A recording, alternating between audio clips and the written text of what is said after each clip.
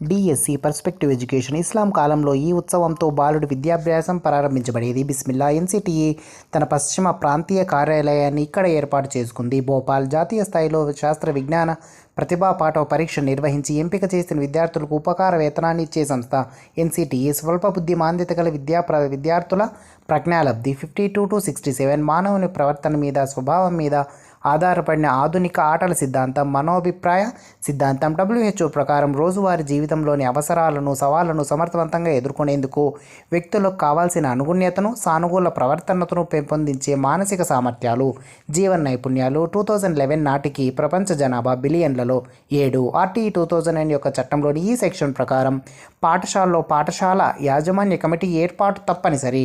21 లింగ వివక్షతను తొలగించుటకు సర్వశిక్ష అభియాన్ ఈ తరగతుల బాలికలు ప్రత్యేక ప్రణాళిక తయారు చేసుకొని చేపట్టిన ప్రత్యేక కార్యక్రమే NPEGL 1 to 8. కాశ్మీర్ నుంచి కన్యాకుమారి వరకు సమాన విద్యావకాశాలు కల్పించుట కొరకు ఈ విధమైన పాఠశాల వ్యవస్థను ఏర్పాటు చేయాలని కొటారి కమిషన్ యొక్క అత్యంత ప్రధానమైన సూచన. ఒకే విధమైన పాఠశాల వ్యవస్థ